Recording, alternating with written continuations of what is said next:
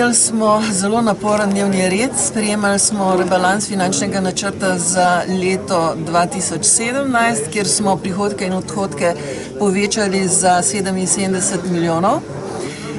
Še bolj težka pa je bila tista točka dnevnega reda, na kateri smo razpravljali o finančnem načrtu Zavoda za zdravstveno zavarovanje za leto 2018. Pokazalo se je, da je najbolj sporno vprašanje, da finančni načrt ne pokrije vseh zaznanih potreb po zdravstvenem varstvu.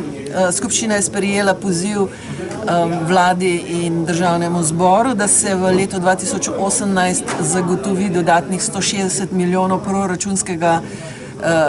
proračunskega denarja za potrebe obveznega zdravstvenega zavarovanja.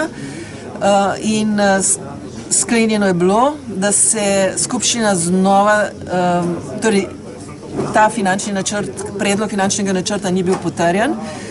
Sklenjeno je bilo, da se v prvi polovici januarja 2018 skupščina zbere na izredni skupščini, kjer bomo razpravljali, sprejemali finančni načrt za 2018, ki bo upošteval današnjo razpravo in upam, da takrat bo uspelo.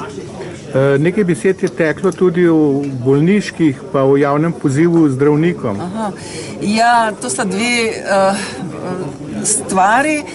Glede bolniške odsotnosti je skupščina zaznala, da se povečuje.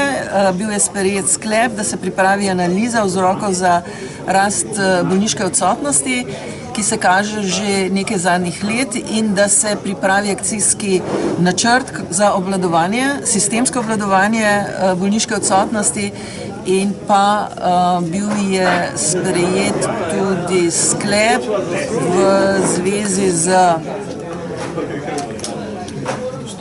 dostopnostjo osebnega izbranega zdravnika. Prišlo je do težav pri spreminjanju glavarine, torej koliko zavarovanih oseb je posameznega zdravnika izbralo za svojega osebnega zdravnika, in skupščina je pozvala vodstva javnih zavodov in koncesionarjev naj zagotovijo zavarovanim osebam, ki iščejo osebnega izbranega zdravnika, da jasno dajo informacijo o tem, kateri zdravniki še nimajo popolnjene kvote, in da hkrati smo pa pozvali tudi zdravnike, naj v tem vmesnem času ne zavračajo tistih, ki iščejo osebnega izbranega zdravnika. Jaz upam, da bo pomagalo in da bomo kmalu najdali rešitev, ki je zelo pomembna stiska vsakega posameznika, kajti osebni izbrani zdravnik ne zagotavlja zgolj primarnega zdravstvenega varstva, osnovnega zdravstvenega varstva, ampak je tudi tisti, ki napotuje na specialistično zdravljenje in bolnišnično zdravljenje. To je res velik problem. Vendar smo dobili zagotovilo, da 50% zdravnikov še nima popolnjene kvote, in torej je to problem, ki je rešljiv.